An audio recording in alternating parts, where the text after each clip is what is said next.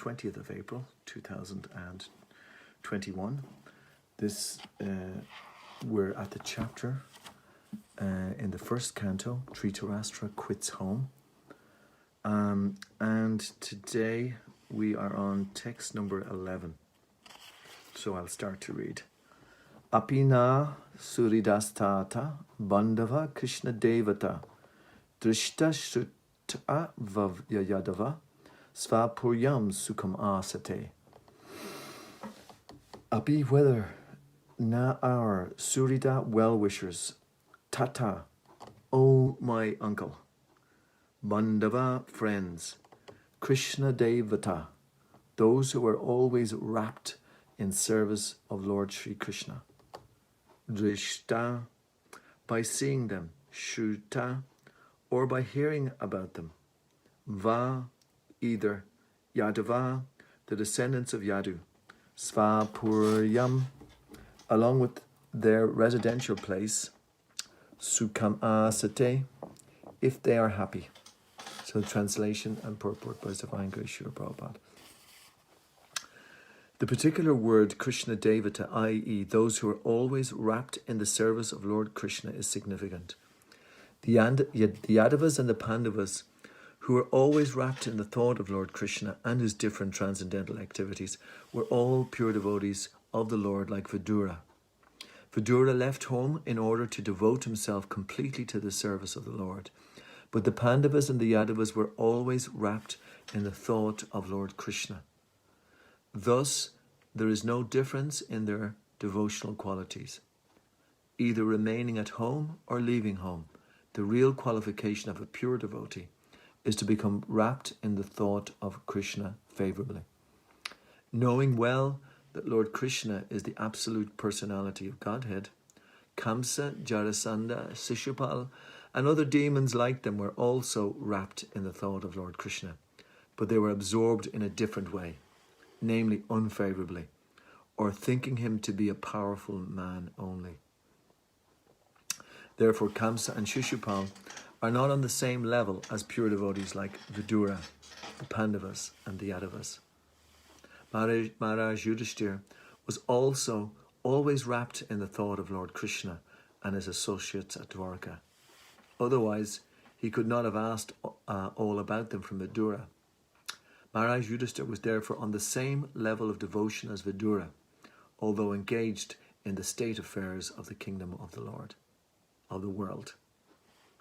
Amagnātimirandasya janājana shalakaya chakshuran militam yena tasmai Shri Gurave namaha Shri Chaitanya Manobishtam Stapatam yena bhutale svayaṁ rupa kadamayam dadati svapadantikam Nama Om Vishnu Bidai Krishna Prasthaya Bhutale Srimate Sattvarup Goswami Iti Namane Nama Om Vishnu Bidai Krishna Prasthaya Bhutale Srimati Bhaktivedanta Swami Nitan Iti Namane Namaste Saraswati Devi Gauravani Pacharine Nirvashesha Shunyavadi Paschata Deshatarine Vanchakalpatarubhascha kripa sindhuvevacha patitanam pavanebhyo vaishnavebhyo namo namaha.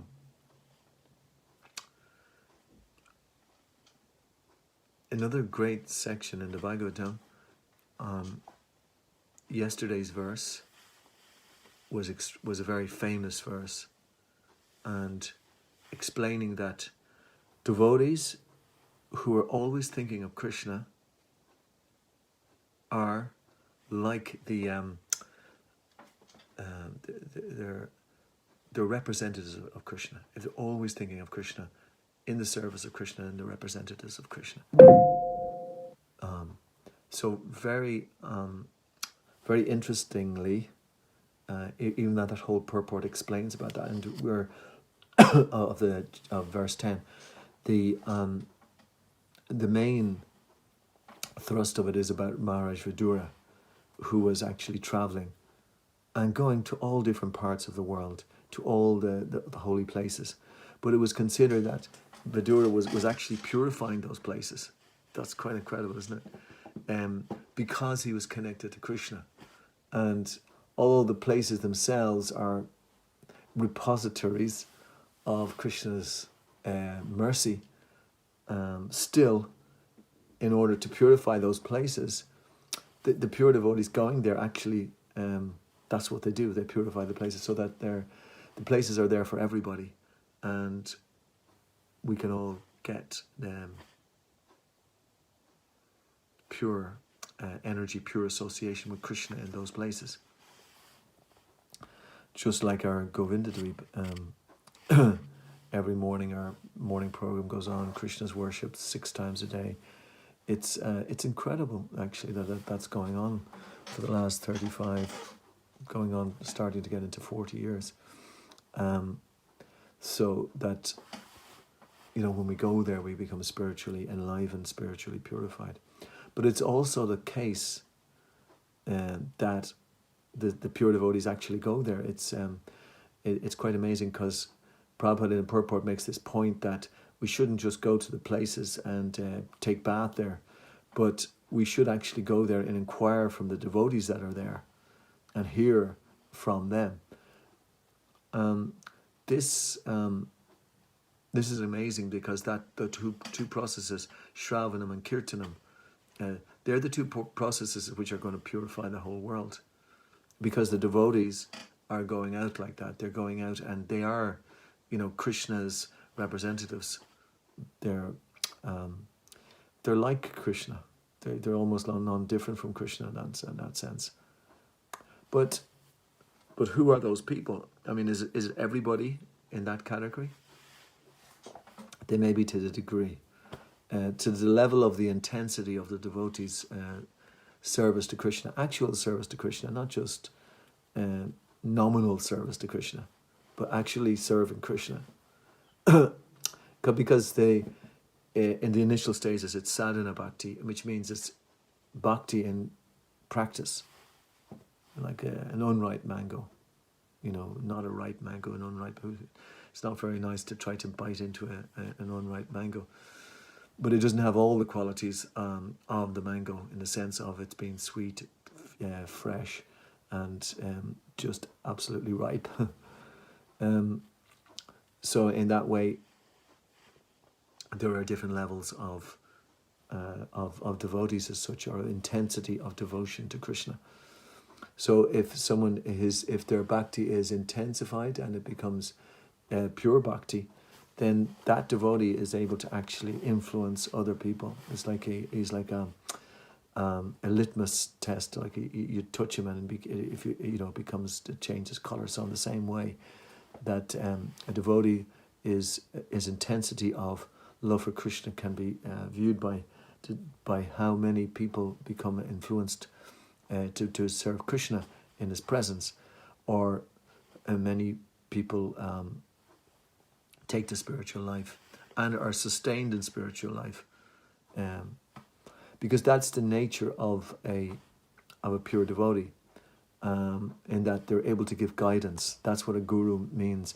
Lord Chaitanya asked all of us to become gurus. That's what he said. Krishna Upadesh. Tell everyone you meet that about Krishna, and that way to become qualified to deliver everybody in your land. So, does that mean us or not? Are we just ever going to be always unqualified to do that? In one sense, we are. We are always unqualified, because we're dependent on the mercy of the parampara. But Lord Chaitanya wanted us to take up that mission. Srila Prabhupada wanted us to take up that mission, to be able to give shelter to others and to be able to give Krishna consciousness to others. That's something that he asked his disciples to do. So in this way, then, if we have all these devotees going around Ireland, for instance, then they can purify wherever they go, whatever place they're in. They can be there like emissaries of Krishna. Krishna is in everybody's heart, so Krishna will send people to those emissaries so that they can develop in Krishna consciousness. I had one person who came into the restaurant the other day, and she was asking about books, and I was saying, yeah, we have these books, and then she says, oh yes, I met this person, and next minute she opens her bag and she takes out a Sri Upanishad, and it was all marked. She was taking notes on the Sri Upanishad. Quite interesting to see that, because she said, oh yes, I met this person and they gave me this book and they told me to read it, and she was actually studying it, which was quite amazing. She came into the restaurant for prasad, but also then saw the books over in the corner and then wanted to see about them and see could she get one. And then she wanted to buy a book to give to her friend as well. She wanted one to give to one of her friends. Quite interesting. So like that, we are the conduits, we're the peons, we're giving the message out, and we're always looking at ways to do that. Always looking at ways to kind of spread this message. But it's not just that we spread it, but then we live it as well in community. A very important aspect of spiritual life is to demonstrate, not that we're just always theoretical philosophers. We have to demonstrate the practical application of this. So we have to form a society, and we were discussing actually some devotees on Sunday how that demonstration is essential, and that's where it's put to the test. Actually, is this a philosophy or is it a living philosophy? A dead philosophy or a living philosophy? I remember when I went to UCD, we had these philosophy classes, and they were about the Greeks, principally Plato, all those guys.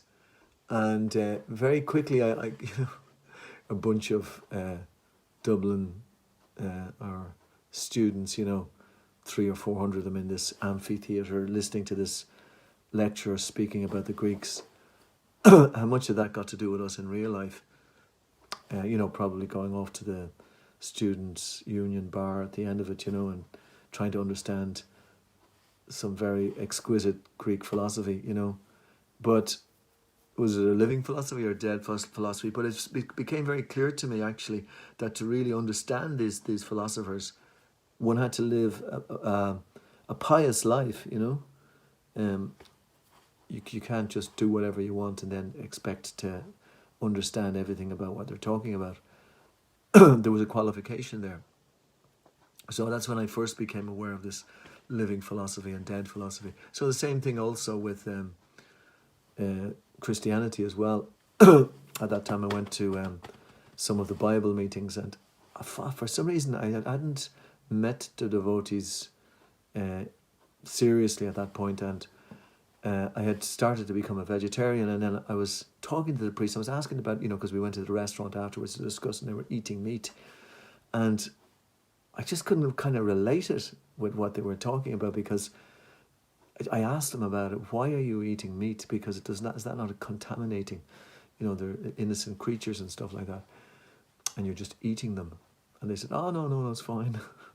It's all right. Don't worry about it. But then as soon afterwards, I started to practice yoga, and then I kind of met the devotees more seriously. And then that's when it all kind of clicked into place and made sense. So we have to be a living example, a community, a practical example of how this works. And this is to do with behavior as well. How we behave, and, that we behave with others. Not always that we're always on the board or on the ball, shall we say. Regularly I find that my behavior doesn't match the philosophy that I'm trying to practice, or the philosophy that I'm trying to share. But I have to go back and work on it again. And like our philosophy is to do with our lifestyle, how we live our lives. It's how we balance our lives as well. Regulated in our work, recreation. We have to do these things in a proper way. we can't just sleep on in the morning time and then expect that we're going to be in the mode of goodness for the rest of the day. It doesn't work like that. And we can't get up early even though we're totally tired either, and then expect to also be in the mode of goodness. No, we'll be always looking to sleep. One devotee, very well-known devotee, he was a stickler for the whole basic program, Prabhupada's program. And he made this point about, he used to say everyone should only sleep 6 hours a day. And then actually after about 30 years, he came up to the conclusion, actually I need to sleep 7 hours a day, because otherwise for the other, he said slept 6, then the other 18, 9 of them, he wasn't really conscious enough because he hadn't slept enough. It was an amazing admission from somebody like that, actually. So better to sleep 7 and have enough, to be alert throughout the day, and than to sleep 6 forcibly and then be sleeping for the other 9 out of the other 18 hours. So, and that's sort of the balance that we need to do. Also in work, sometimes devotees overdo it in service, and they're, how's it going? Oh, not too good, or yeah, I was doing loads of service last night, I'm really exhausted. It kind of, although sometimes we have to come up to the mark, and because of the nature of things, but we should really be always trying to operate in the mode of goodness. We have these 4 quadrants in managerial speak: urgent and important, urgent and not important, not important and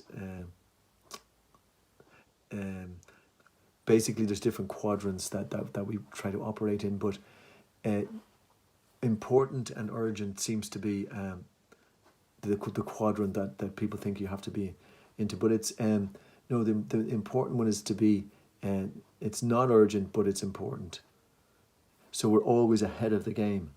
We're always working on the basis that we need to be in good shape for ahead. We need to get up in the morning time and think, this could be the most important. This is the most important day in my life. Krishna could empower me if I'm ready for it to help someone else in Krishna consciousness, which is the most important thing in the world, because that's what Krishna set up the the material world, is to help bring the living entity. So we could become Krishna's emissary to help other people come back in Krishna consciousness, and he could empower us today, But if we're not prepared, if we're not in the mode of goodness, for instance, we're not going to be able to do that. We'll be called upon by Krishna to act, and Krishna's in another person's heart, is in our heart, is bringing us together. But because we're in the mode of passion, we don't hear Krishna, and we'll go off and do something else, and that we'll have lost an opportunity to be to give Krishna consciousness to others. So today's verse, and I'm just talking about this because of the Vidura being the person who goes everywhere. He's like the bulb. Krishna Prabhupada and Prabhupada says of a bulb. You can get that, Electricity is everywhere, but the pure devotees like the bulb, like that, and the electricity is coming out. That's the representative of Krishna. Krishna is everywhere, in every atom, but he's especially in his pure devotee. So we need to become like that, so Krishna can use us to spread his mission. That's how Krishna appears in this world. So the devotee sees that everything is in the potency of the Lord, and the Lord is in everything. And Prabhupada says that there's 3 things. We have to take lessons from these devotees. We have to apply it in practical life, and we have to endeavor for our to make spiritual advancement. That seems like a very simple thing, but no. Let's take it. We go to these devotees and we take lessons from them, right? Then we apply those lessons in our practical life. And then what we also do is we try to develop our spiritual understanding so that we can go back to Krishna. We have to remember who we are. We have to remember that we have a spirit, a significant individual relationship with Krishna, and we have to develop that while in the material world. So we're doing those things simultaneously. We take the lessons from these pure devotees who are going around, like Vidura. We apply it in our own practical life, and then we endeavor to go back to the spiritual world. So these are the things that are going on in consequence to being in association of devotees like this. So our point is that we try to find people whose only desire is to serve Krishna. That's what we have to find. Then that way we will start to develop like that. We will start to also only want to serve Krishna, not serve our temporary material senses, but to serve Krishna. And especially in the area of hearing and chanting. That's why these devotees are so powerful, because they hear and they chant. Examples, of course, of the Mahajans, Vyasadeva. He heard from Krishna, he heard from Narada about the Srimad-Bhagavatam about Krishna, and then he gave that to others. He wrote it down. That was his kirtan, his writing. And Shukadeva Goswami was speaking.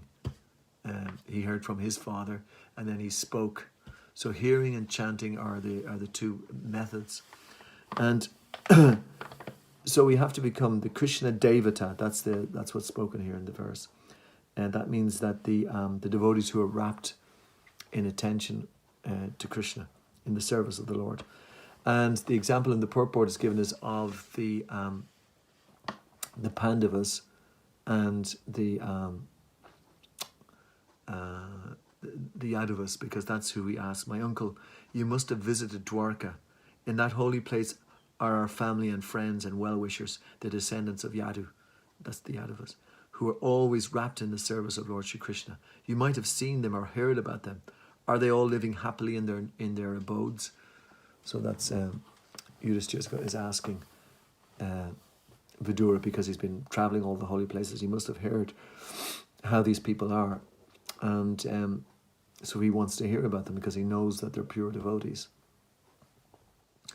But of course, what has happened in the meantime is that the Yadavas have basically killed themselves. They've anyway, I won't get into that whole episode, but it's they had in a war they left. They fought among themselves and they left. And have you got about 2 hours to explain that whole pastime? But basically, Lord Krishna wanted the Yadavas to go back to the spiritual world, because they had come from the spiritual world and they stayed here in the material world, and they fulfilled all the service to Krishna while here. But then when Krishna was about to leave, wanted to leave, he realized he couldn't leave this great army here as well, all these devotees, so he wanted to bring them back.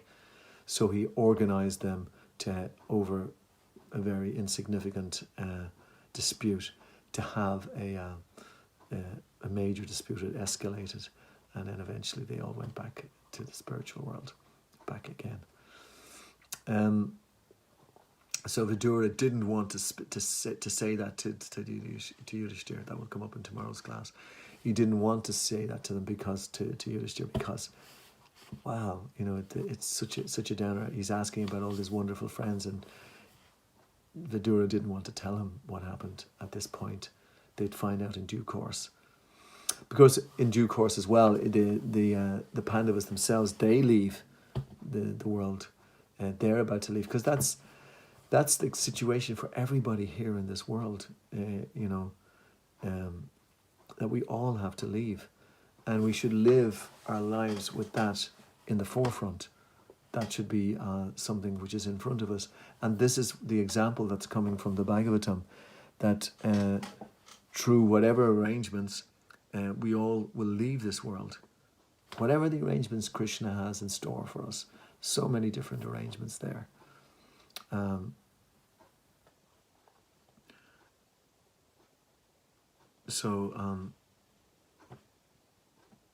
it is.